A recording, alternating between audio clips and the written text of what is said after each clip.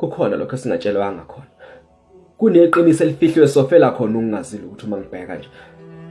Makwenzeka ngihamba nansi enkondlo yami yokugcina. Ngitshela izingane zami ukuthi sisizwe sife sisebumnyameni.